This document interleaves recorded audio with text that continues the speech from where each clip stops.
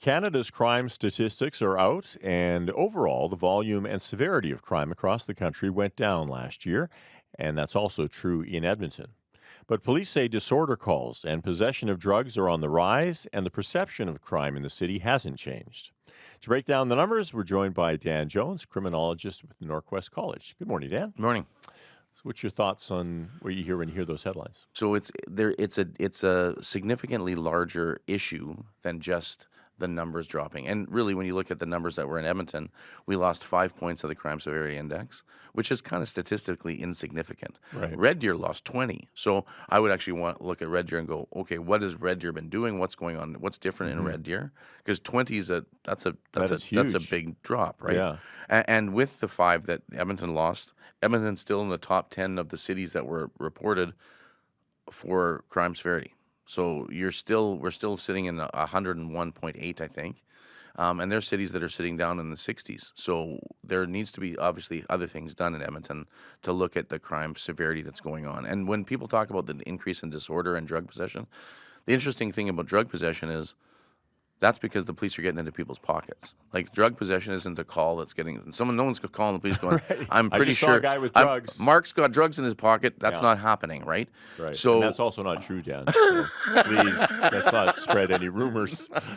but you see that. So that's an issue of what are the police doing? Is that Yeah. and is that the stop and frisk? Is that the car going in there and trying to get into people's pockets to get those drugs to deal with an issue, which we all know the war on drugs was the biggest waste of taxpayer dollars in the history of any policing Right. issue we've ever had. Now, disorder calls have gone up 8.6% in 2024. These calls are related to nonviolent incidents. Why might these calls be going up? I think because people are just seeing, like, I was walking to work the other day and outside of Jasper Avenue and 108th Street, and there was a person very in a very bad position, passed out on a bench. Yeah. I actually checked on them, and they were fine when I woke them up. I think people see people in those positions and are like, I'm not sure if this person's alive or dead. When you talk about drugs, everyone talks about drugs as if that drug is the issue. Let's Right. be clear, the drugs aren't the issue. It's the trauma that's the issue.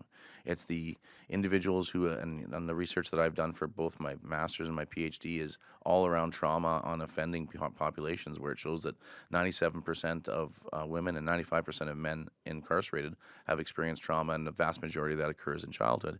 These individuals are self-medicating because we look at mental health differently than we look at health. Unless you have money, you can't go get therapy. We have a situation where we look at health and mental health very differently, and if we change that, I would suggest that we would change the look of all of these things.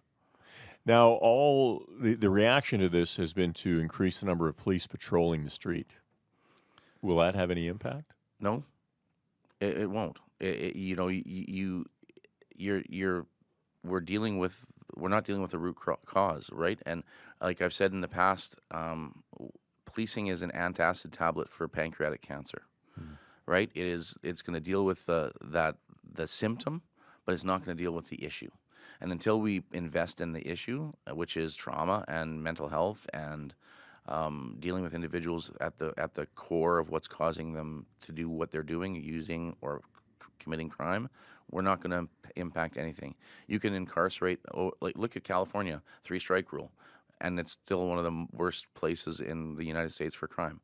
Incarceration doesn't solve crime.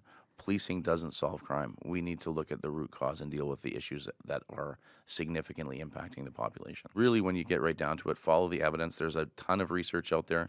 And when it comes to policing, it's not more police, it's how you deploy your police. And there's things like hotspots policing, where you take an area that is a high crime area and you put the police there for 15 minutes at a time, randomized throughout the day with no action imperative. That means I'm not trying to get in your pockets. I'm not trying to see if you have warrants. You're just there. You're just there. 15 minutes is the magic number. It's called the Coper curve. Of course, Chris Coper was the one who discovered it, and it reduces crime between 30 and 80% in those places every time, and the research is significantly solid. So police agencies have to start listening to the academic world and following evidence if they really want to reduce crime.